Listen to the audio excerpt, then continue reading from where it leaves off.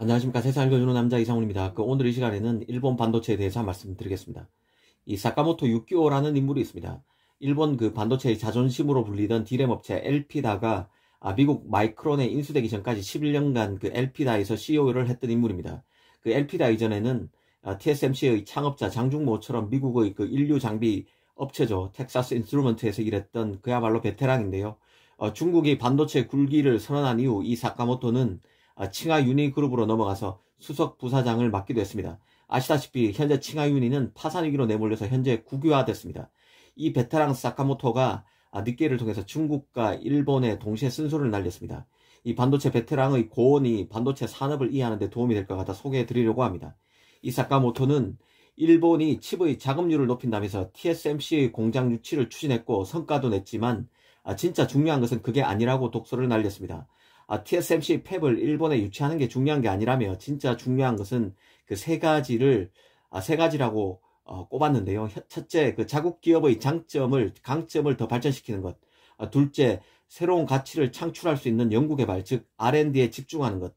그리고 마지막으로 가치를 빠르게 확장할 수 있는 M&A가 중요하다고 했습니다.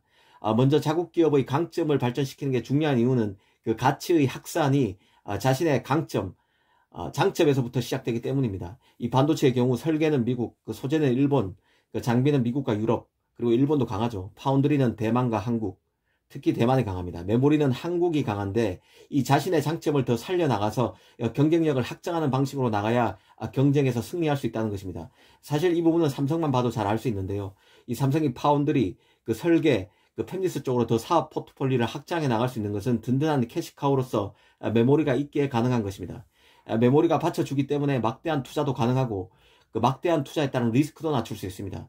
또 메모리가 있기에 파운드리, 설계와의 비즈니스 시너지도 용이합니다. 그런 맥락에서 마이크론의 추격을 따돌릴 수 있는 삼성의 초격차 유지가 다른 반도체 사업의 성공에도 직간접적으로 연결된다는 점을 이해할 필요가 있습니다. 이 사카모토도 일본 열도에 없는 팹을 마련하는 데 집중하기보다 소재 분야 강점을 계속 유지 발전시켜서 일본을 빼고는 서플라이 체인 자체를 형성할 수 없도록 만들어야 한다고 말했습니다. 또 R&D가 중요한 이유로는 새로운 가치 창출의 핵심이 바로 R&D에 있기 때문이라고 말했는데요. 이 사카모토는 중국 예를 들면서 R&D의 중요성을 언급했습니다. 이 중국이 삼성, 하이닉스, TSMC, 인텔 등 글로벌 인류 기업의 공장을 자국에 유치해도 이 반도체 굴기가 실패하고 있는 이유로는 R&D에서 문제가 있기 때문이라고 했습니다. 이 사카모토는 중국에서 반도체 산업을 도운 대만 엔지니어 중 상당수가 수익률 개선 등 운영 전문가였다며 이들은 처음부터 가치를 창출할 수 있는 연구개발 경험이 부족했고 이 점이 바로 고스란히 중국 반도체의 한계로 직결되고 있다고 했습니다. 결국 일본도 R&D 강화 없이 해외 공장 유치로 반도체 강국으로 다시 우뚝 선다는 발상은 모래성에 불과하다고 했습니다. M&A의 중요성도 강조했는데요. 일본의 산재한 작은 기업 간의 통합을 꾀하고 또 유능한 기술 기업을 사들여서 가치를 확장해 나가는데 게을러서는 안 된다는 것입니다. 실제 요즘 인류 칩 업체를 보면 M&A에 사활을 걸고 있습니다.